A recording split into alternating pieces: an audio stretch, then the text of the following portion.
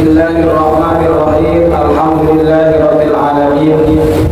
Wassalatu wassalamu ala asyrafil anbiya'i wal mursalin sayyidina wa maulana Muhammadin wa ala alihi wa ashabihi wa barik wa sallim ajma'in. Amma ba'du. Hadirin jamaah pengajian rutin Langgar Al-Huda yang dirahmati Allah Subhanahu wa taala. Puji syukur alhamdulillah pada malam hari ini kita bersama-sama dapat hadir dalam kegiatan rutin kita. Mudah-mudahan kita semuanya nantinya mendapatkan tambahan ilmu yang bermanfaat, ilmu yang barokah bagi kita semuanya. Amin ya rabbal alamin. Shalawat dan salam mudah-mudahan senantiasa tercurahkan pada junjungan kita Nabi besar Muhammad sallallahu alaihi wasallam, keluarga, para sahabat dan pengikutnya sampai dengan hari kiamat. Mudah-mudahan kita insya Allah nanti mendapatkan syafaat Rasulullah sallallahu alaihi wasallam. Amin ya rabbal alamin. Hadirin rahimakumullah, pada pertemuan yang lalu kita masih membahas tentang satu ayat yang belum selesai tafsirnya, yaitu al-yawma la tuzlamu nafsun syai'an wa la tujzauna illa ma kuntum ta'malun. Jadi pada hari kiamat, pada hari ini kata Allah, la tuzlamu nafsun, seseorang tidak akan teraniaya, seseorang tidak akan terzalimi sedikit pun, dan tidak akan terbalas apapun kecuali sesuai dengan apa yang dikerjakan selama di dunia. Jadi pokoknya kalau baik ya dapatnya baik, kalau buruk ya balasannya buruk. Artinya itu bukan sebuah penganiayaan kalau kemudian kita disiksa ya penganiayaan, tapi itu akibat ulah etam sorong, etam malas-malasan sholat, malas-malasan apa namanya pengajian, malas-malasan berbuat kebaikan, ya itu nanti apa yang akan kita temukan di akhirat. Nah, pada pertemuan yang lalu juga kita membahas tentang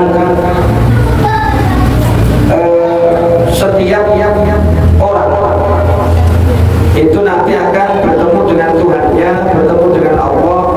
Setiap masing-masing itu punya 99 daftar catatan, 99 catatan amal keburukan, dan juga itu nanti akan dibaca sepanjang wajah memandang. Tidak kawan-kawan, panjangnya catatan amal keburukan itu akan terbaca oleh kita semua. Kemudian di sana Allah nanti akan bertanya, di catatan itu apakah benar semuanya atau kamu masih ingkar? Kok banyak betul ya Allah, kok amalan dulu saya kok banyak betul. Nah, kamu ingkar apa percaya? Atau mungkin malaikat-malaikat yang bukan mencatat ini ternyata salah dalam catatan. Kita kemarin singgung kalau sekretaris hasil tahun terakhir mungkin saja salah di dalam mencatat jadwal khotib, jadwal imam. Tapi kalau Allah melalui malaikatnya tidak salah. Malaikat itu kiroman katibin, mulia-mulia sekiranya, memang sudah tugasnya. Nah, Bapak Ibu yang dirahmati oleh Allah Subhanahu wa taala, kemudian Allah itu masih menunjukkan ke maharoh-maharoh, masih menunjukkan biarpun banyak sekali kesalahan-kesalahan yang terdapat di dalam buku catatan itu, tapi Allah masih memberikan kesempatan bahwa di antara sekian banyak amal itu ada amal kebaikan. Maka aku tidak akan boleh kepada biar amalku buruk, biar amalku jelek, tapi aku kata Allah tetap maha rahman dan rahim. Jadi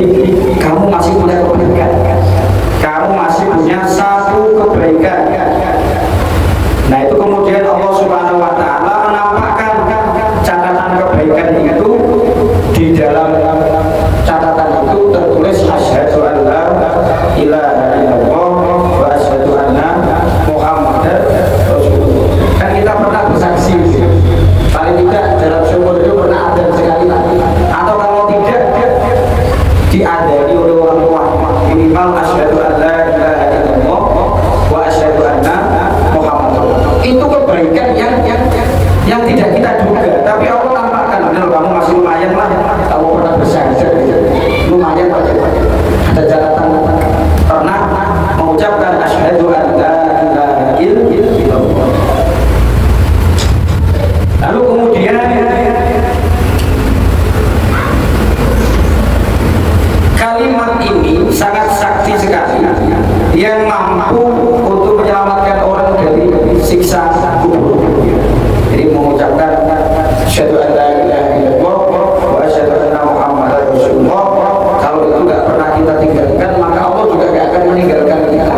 Minimal siksa kubur kita diringankan oleh Allah karena ada ismul a'dzamnya Allah, ada nama agungnya Allah di situ. Ada nama agungnya Allah, ada nama agung kekasih Nabi Muhammad Sallallahu Alaihi Wasallam. Jadi nggak ada yang lebih hebat daripada dua kalimat itu, yaitu asyhadu an la ilaha illallah wa asyhadu anna muhammadar. Kemudian Sayyidah Aisyah radhiyallahu anha, keras saja, ekornya kecil ya, nggak usah pakai ekor. Ya, ya. Ini kalau di dalam itu nggak terdengar, dikurangi mas. Ejho, supaya nggak terlalu ya dikurangi. Jadi kemudian Sayyidah Aisyah itu bertanya kepada Rasulullah, wahai Rasulullah, orang-orang yang punya kuburan, yang punya keluarganya banyak selama di dunia, itu kira-kira masih kenal nggak sama keluarganya? Jadi kira-kira masih kenal apa enggak sama keluarganya? Itu sempat bertanya, oh nggak ada kayak gini. Akhirnya Rasulullah kemudian menjawab, mereka itu masih kenal kepada keluarganya. Kita di dunia punya keluarga, nanti pas di akhirat kita masih kenal. Selagi orang itu diajak untuk arah kebaikan, keluarganya diingatkan untuk ayo sholat bareng, ayo kita jamaah, ayo kita melakukan kebaikan. Itu nanti di akhirat kita masih mengenali saudara-saudara kita yang ada di dunia atau hubungan kita yang masih ada di dunia, kecuali fitala tati mawadu, kecuali pada 3 hal. Jadi nanti kita itu nggak kenal sama saudara kita, sama ini teman-teman gowes itu sudah ada kenal semuanya, teman-teman yang dulunya naik sepeda sama haji, gue itu nggak kenal kabeh teman-temannya, kecuali pada 3 hal ya. Nanti kalau 3 hal ini dilakukan sudah nggak kenal siapa-siapa. Layak biru ahadun ayat Quran fi talatati mawaqif. Nanti seseorang tidak mampu mengingati orang lain termasuk keluarganya fi talatati mawaqif pada 3 tempat. Al-awwal, yang pertama, inda qiraati dafatiri a'mali, ketika nanti membaca ini amal-amal catatannya dibaca semuanya, itu sudah sempat kenal sama orang lain, saking sibuknya meneliti catatan amal, saking luar biasa. Wasani inda wazni a'mali, yang kedua, orang tidak kenal saudaranya, tidak kenal tetangganya, tidak kenal hubungannya ketika dia ditimbang amalnya. Ini adu nasibnya kayak apa ini? Kalau timbangan ini salah posisi yang berat, wah ya sudah, kawannya sudah tidak diingati lagi, Pak. Kawan-kawan yang sudah sama-sama sepakat untuk melaporkan seseorang yang bernama Ahmed Alkaf yang menjadi wasit antara timnas Indonesia melawan Bahrain, itu yang sudah nggak karu-karuan itu ya, itu siap untuk dilaporkan. Nggak ingat Ahmed Alkaf, udah nggak ingat semua. Wasit asal Oman yang membuat hati seluruh pecinta sepak bola Indonesia itu jengkel semuanya ya. 6 katanya dibalik jadi 9 ya, menitnya sampai 99, padahal additional time, tambahan waktu itu cuma 6 menit dari waktu normal, berarti harusnya 96, tapi itu sudah sampai ke 99, jadi 6 nya terbalik, jadi 6 balik jadi 9. Ya begitulah, kalau orang gak sesuai dengan harapan Jalan itu gambarannya seperti itu. Wah curang nih wasitnya nih, curang nih ya biasa. Karena apa? Enggak sesuai dengan harapan. Coba kalau sesuai harapan, dirubah posisinya kita yang jadi dalam kondisi baret, dia nggak protes. Oh, wasit sudah tepat, wasit sudah profesional, sudah lisensinya jelas. Karena apa? Itu sesuai dengan harapan. Begitupun kehidupan dunia ini. Jadi nanti ketika amal kita sedang ditimbang, kita nggak ingat siapa. Kita bingung konsentrasi memikirkan nanti amal kita ini apakah timbangan amalnya yang baik ini menjadi berat atau justru wa amma man khaffat mawazinuhu wa ummuhu hawiyah. Jangan-jangan justru amal kebaikannya ini ringan tapi amal keburukannya berat. Alamat Pak, kalau sudah amal keburukannya ini kesini, yang naiknya adalah amal baiknya, bahasa alamat Pak, kecemplung ini kita, kecemplung ke dalam neraka. Tapi kalau amal kebaikannya ini yang berat, insya Allah kita akan selamat. Nah saat itulah orang tidak kenal dengan saudaranya. Orang sudah tidak lagi mikir kepada saudaranya, tidak ada yang dikenalinya sama sekali, tidak ada yang dikenali. Kalau itu kita bersama-sama mudah-mudahan selama amal-amal yang ada di dunia ini adalah termasuk amal-amal yang baik, sehingga ketika kita nanti ditimbang amalnya kita tidak terlalu khawatir. Wasalisu ala sirati. Dan yang ketiga, kondisi kita nggak kenal sama orang lain. Itu ketika kita berada di atas sirat, terus nggak mikir siapapun, mikir nasibnya sendiri. Karena kita belum tentu selamat nih Pak. Bunyi karena siratul mustaqim, tapi jalan kita ini kelok-kelok, nggak sampai-sampai juga ke musola Pak. Dikelihatan musola korek ini lah, dikelihatan korek betul. Maka peparakan juga dengan rumah, maka dekat juga kita dengan rumah, tetapi kita masih belok padahal jalannya mestinya lurus. Dan nanti sirat itu juga seperti itu, jalannya dipecah jadi 7, dan itu pecahannya bukan kok pecahan yang besar begitu, rambut etapnya dibelah jadi 7. Satu yang harus kita lewati dengan seluruh jumlah manusia, dan tajamnya lebih tajam daripada pedang yang paling tajam sekali. Banyak orang terpeleset, banyak orang itu baru menginjakkan kaki saja sudah terpeleset. Nah salah satu yang akan mengantarkan kita melewati siratul mustaqim dengan selamat adalah kebiasaan kita menjalankan sholat berjamaah. Di dunia masih ingat Pak, kayak ini masih ingat. Oh iya. Tapi waktunya sholat ingat, waktu mendengarkan pengajian ingat. Oh iya kita itu lebih baik sholat jamaah, karena itu nanti mengantarkan kita apa namanya mudah untuk melewati siratul mustaqim. Tapi begitu waktunya sholat, lupa Pak, roto-roto seperti itu. Nggak tahu setannya menjuada. Kita sudah tahu, sudah paham sholat jamaah, diingatkan oleh ustaz-ustaz yang biasa menyampaikan materi tentang itu. Tapi giliran sudah waktunya sholat, tiba waktunya sholat, itu seolah-olah kita lupa seutuhnya betapa besarnya pahala sholat jamaah. Makanya dalam keadaan di atas sirat, salah satu yang mampu menolong adalah kebiasaan rajin sholat berjamaah.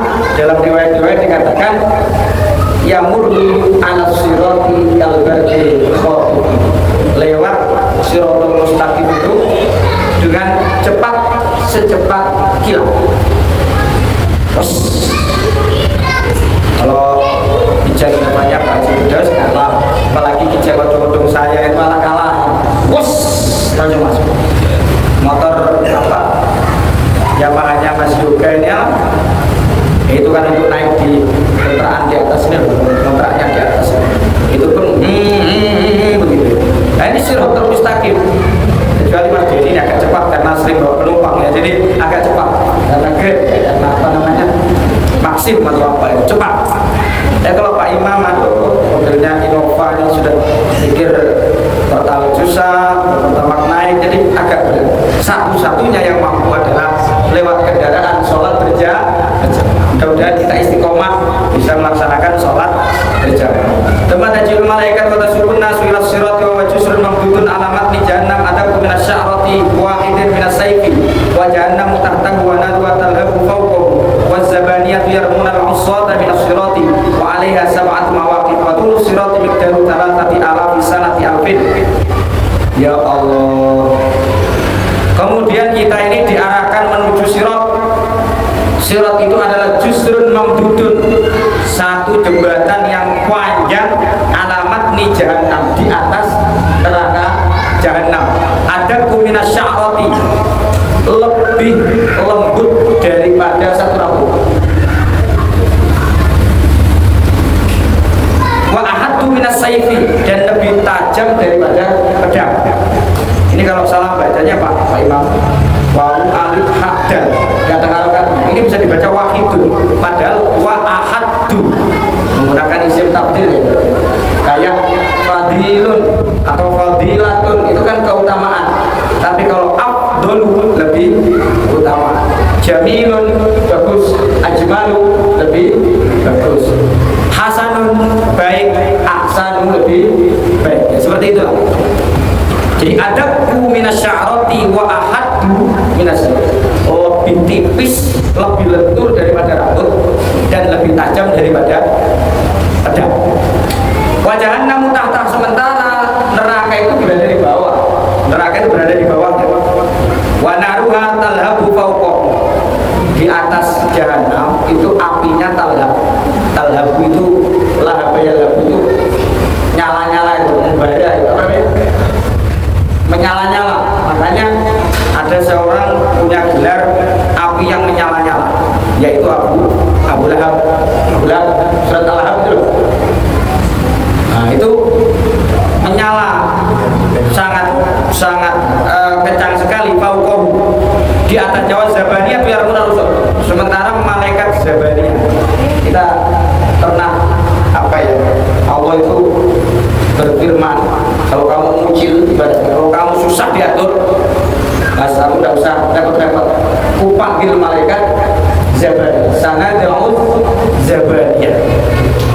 Panggil malaikat Zabaniyah untuk selesaikan itu banyak Pak Imam itu. Selesaikan itu motor-motor di dunia mahal. Selesaikan. Cukup melalui malaikat Zabaniyah. Nah, malaikat Zabaniyah ini itu sudah siap melempari siapa yang menjadi penghuni neraka. Jadi lewat untuk malaikat Zabaniyah itu sudah melempari bil usrati, dengan kerikil. Dilempari dengan kerikil. Wa alaiha sab'atu mawaqif, di atas jembatan Siratal Mustaqim itu ada 7 pos. Wa tulus sirati miqdaru talatati alam. Setiap sirat panjangnya itu adalah 3000 tahun perjalanan. Dibagi jadi 3, alfu sanatin suhudun, 1000 tahunnya itu naik Siratal Mustaqim, nunggu 1000 tahun. Ini lampu merah aja nunggu 2 menit aja, protesnya kawan-kawan kita.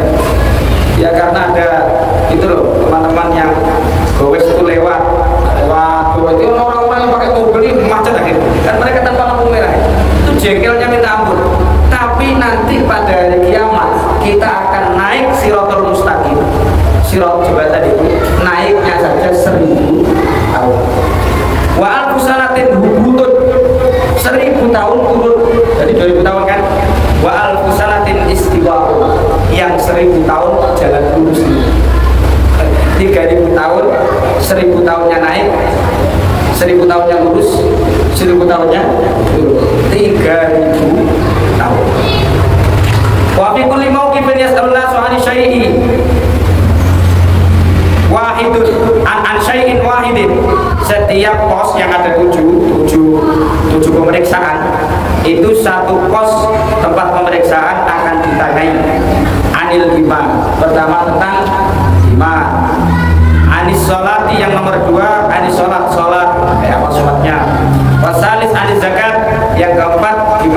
zakatnya. Warabi anisaum, yang keempat tentang puasa. Wal khamis anil haji, yang kelima tentang hajinya. Wasadis anil wudu, pos ke-6 bertanya tentang wudu. Wal ghusli, dan mandi wajib. Wasabi anidul, pertanyaan terakhir tentang kamu pernah selama jadi sekjen masjid besar, masjid raya itu kamu sudah menganiaya para khotib-khotib dan para imam-imam besar kan, gitu ya. Nah, itu ditanya itu nanti di pos yang paling terakhir, pos yang ke-7. Waman qasura fi hadil asya'il madhkurah yang kutu bi kulli mauqifin miqdaru al-bisanah. Jadi orang yang diperingkas oleh Allah waktunya nggak sampai 3000 tahun, cukup 1000 tahun saja. Diringkas jadi 1000 tahun. Kayak apa Pak 1000 tahun itu? Nunggu waktu Isya aja berkali-kali mata menengok ke sana, nengok ke sana. Nunggu waktu Isya ini Pak. Nah, apalagi kita nunggu waktu hari kiamat. Makanya nggak usah bingung tentang kehidupan ini. Hidup ini hanya berjarak antara satu sholat dengan sholat lainnya, situ tuh nggak ada kemana-mana. Dari waktu sholat itulah kehidupan kita. Kehidupan dunia ya situ tuh. Makanya bersyukur kalau kita ini membiasakan diri bertemu dengan waktu-waktu sholat dan kita menjalani sholat itu dengan sebaik-baiknya. Wa ila yamurru ala kulli mawqifin fi sa'atin wahidah. Tapi kalau orang itu orang yang baik banget, para ulama, para tokoh-tokoh guru kita, itu di setiap satu tempat itu cukup sesaat saja. Haji Firdaus berlanggar, baik langsung aja. Pas kedua langsung, selanjutnya sampai 7 biasa gue langsung. Habib Ali, benar. Tanyain dulu harus jelas. Itulah orangnya nggak hadir, tanyain usap-usap. Ini apa namanya gambaran ketika kita nanti di atas Siratul Mustaqim. Wa yaumul qiyamati yaumun wahid. Hari kiamat itu cuma satu hari. Hari kiamat itu cuma satu hari. Lakin tulu miqdarul alfisar. Tapi satu hari itu 1000 tahun. Satu hari 1000 tahun. Hari kiamat cuma sehari aja. Bagi orang yang nggak pernah menjalani kebaikan, nggak menjalani perintah Allah, terasa seperti 1000 tahun, panjang betul. Bagana yauman 'inda rabbika ka'alfi sanatin mimma ta'udun. Hari kiamat nanti, satu hari kiamat itu menurut Tuhanmu adalah ka'alfi sanatin, seperti 1000 tahun menurut hitunganmu. Kalau Allah kan sehari aja, menurut kita itu hitungannya 1000 tahun. Maka panjangnya waktu kayak itu, kayak apa kita hidup di dunia ini nanti kalau tidak memanfaatkan untuk beramal, untuk melakukan kebaikan, untuk mengabdi kepada Allah Subhanahu wa Ta'ala. Nah ini ya Allah, bi'tibari hadil mawaqif ya anak yaumil qiyamati khamsina mawqifan. Jadi kiamat itu ada 50 pos, mulai dari awal sampai akhir posnya ada 50. Kemarin ada 10 pos, terus kemudian tambah lagi, tambah 7 lagi. Pokoknya jumlah semuanya itu ada 50. Bayar putul makhluk fi kulli mawqifin miqdaru alfisana. Setiap satu pos itu kurang lebih 1000 tahun. Berarti kalau 50 pos berarti 50.000 tahun. Ada enggak ayat Al-Quran yang menyebutkan 50.000 tahun? Ada enggak? Ada kan? Jadi khamsina al-fasana fasbir sabran jamila. 50.000 tahun Pak. Ya kalau 50.000 duit ya enggak apa-apa, 50.000 tahun. Nah, makanya mari kita manfaatkan dengan baik kesempatan kita selama di dunia. Fawaluman yang muru ala sirat. Nah, ini siapa-siapa yang melewati Siratul Mustaqim? Apakah rombongan gawe dulu, baru para sekretaris, baru para ustaz-ustaz, atau seperti apa? Atau siapa yang ingin dikabarkan di dalam rombongan orang-orang yang melewati Siratul Mustaqim? Kita termasuk yang nomor berapa? Fa'awaluman yamurru ala sirati Sayyiduna Muhammadun alaihi salatu wassalam, orang yang pertama kali melewati Siratal Mustaqim Nabi Muhammad, Pak. Nabi Muhammad yang melewati Siratal Mustaqim. Fayaqifu inda sirat. Nabi Muhammad itu berhenti di sirat itu, di apa namanya jembatan. Wa yaqulu Allahumma sallim. Berhenti Nabi Muhammad kemudian berdoa, ya Allah selamatkan umatku, ya Allah selamatkan umatku, ya Allah selamatkan umatku. Fatamurrun nasu ala sirat. Kemudian setelah Nabi Muhammad berdoa, maka orang-orang kemudian melewati sirat. Kalau tidak didoai Nabi Muhammad semuanya kepleset, Pak. Jelas itu belum terada, kurang mungkin enggak. Ya ini barokahnya didoakan oleh Kanjeng Nabi. Allahumma sallim ummati, ya Allah selamatkan umatku. Kalau tidak ada doa ini, Pak, semuanya itu masuk neraka, jelas itu. Wa tajiul malaikatu birrayat wal liwa. Datanglah malaikat membawa bendera, membawa panji. Fatajiu ila nabiyina Muhammadin sallallahu alaihi wasallam wa yuti. Bendera ini dikasihkan Kanjeng Nabi Muhammad di atas sirat ini, Pak, di atas Siratal Mustaqim. Wa yatabul anbiya, karena yang bawa panji ini adalah Nabi Muhammad, maka seluruh nabi-nabi ikut ngumpul bersama bendera. Itu bendera ditancap dan dibawa bendera itu adalah Nabi Muhammad. Akhirnya apa? Seluruh anbiya, para nabi-nabi Allah, Nabi Adam, Nabi Nuh, semua nabi itu berkumpul. Wal ulama tuh,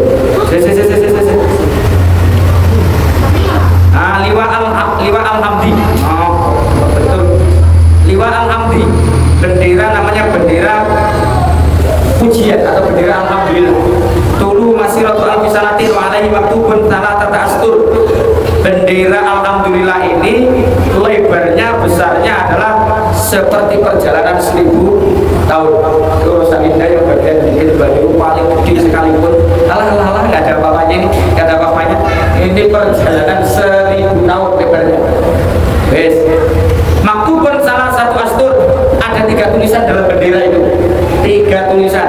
Yang pertama Bismillahirrahmanirrahim, yang kedua Alhamdulillahirabbil alamin, dan yang ketiga La ilaha illallah Muhammadur Rasulullah. Jadi Bismillah, Alhamdulillah, La ilaha illallah Muhammadur Rasulullah. Wa yaqumu sayyidina Muhammadur sallallahu alaihi wasallam tahta. Nabi Muhammad berdiri di bawahnya. Akhirnya para nabi-nabi pada kumpul semua, wal ulama washolihun wasyuhada wasiddiqun.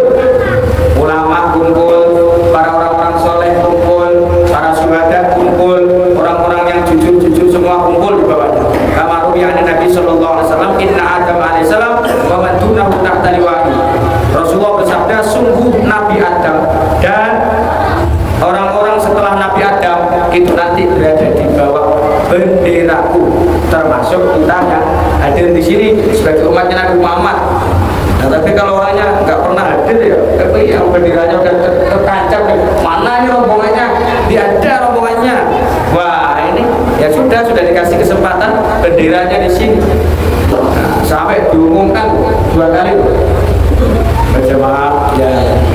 Insya Allah pada sholat maghrib akan melaksanakan pengajian kitab bla bla bla bla oleh Ustaz bla bla bla bla. Dari Bapak maupun Ibu jamaah yang longgar waktunya, boleh kita memperpanjang waktu itikaf kita sampai ketemu dengan sholat isya. Mungkin berkali-kali panggil. Ya begitulah manusia, kalau malaikat itu langsung kumpul. Tapi manusia karena punya nafsu, punya akal, itu wajar. Disinilah untuk menguji kita, apakah kita ini sabar apa enggak diamanati ngurusi umat. Maksudnya itu seperti itu, ini jangan terus nanti umatnya berubah. Kalau ibu yang mau ngaji ngaji, yang enggak, yang pilih surga suka, pilih neraka beda. Namanya kita bertugas untuk menyampaikan. Adapun orang terima atau enggak itu bukan urusan kita. Wa ma alaina illal wis, Nabi kumpul semuanya. Wa man tunau katalilah itu matajul malaikat bil hilal wal buraq wa tabayyana aina sabiqun. Malaikat kemudian datang bawa buruk, bawa kendaraan, bawa mahkota.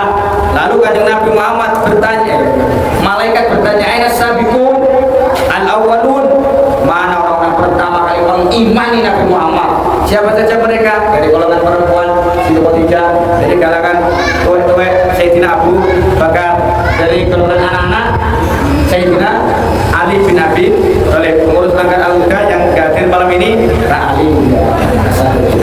Jadi ini Mas Denny, ternyata ketika ditanya apa yang kulo Abu Bakar, labbaik, hadir ya Allah, kata Sayyidina Abu Bakar, karena beliau termasuk as-sabiqunal awwaluna minar rijal. Jadi dari rombongan orang laki-laki itu yang masuk Islam pertama kali adalah Abu Bakar. Kemudian Abu Bakar dikasih bendera ini, pegang bendera ini, kata Rasulullah, pegang bendera ini. Maka kemudian kumpullah para kaum muhajirin yang ikut hijrah oleh Nabi Muhammad ke Madinah itu. Nah itu kumpul bersama Sayyidina Abu Bakar. Kita akan lanjutkan pada pertemuan yang kedua. Memang ini panjang sekali Pak Haji ya Pak. Satu ayat ini ceritanya sangat panjang karena menceritakan tentang kejadian proses mulai bangkit dari kubur sampai nanti orang ini masuk surga atau masuk neraka. Jadi panjang satu ayat. Nah itu Yasin ada berapa ayat. Makanya bersyukur kita ikut. Kalau Kamis ada acara apa di sini Pak? Yasin, terus baca-baca sholawat, baca-baca rotib kalau nggak salah. Bersyukur banget Pak. Itu yang dibaca itu ceritanya kayak ini nih. Makanya mudah-mudahan sehat, mudah-mudahan ada kesunatan, selalu istiqomah, tetap iman dan Islamnya, sehingga kita bisa melaksanakan kewajiban-kewajiban kita sebagai Allah Subhanahu wa taala. Amin ya rabbal alamin. Kita bertemu pada pertemuan yang akan datang insyaallah. Banyak pelajaran pada kesempatan kali ini. Ada keadaan di mana orang gak ingat sama siapa-siapa, ada tiga keadaan ketika dia membaca atau menerima catatan amal, kemudian ketika dia ditimbang amalnya, dan ketika berada di atas jembatan. Itu sudah gak ingat sopo-sopo, dan jangan mikir siapa-siapa, mikir itu aja. Nah, seperti itu. Terus kemudian ada terjadi proses estafet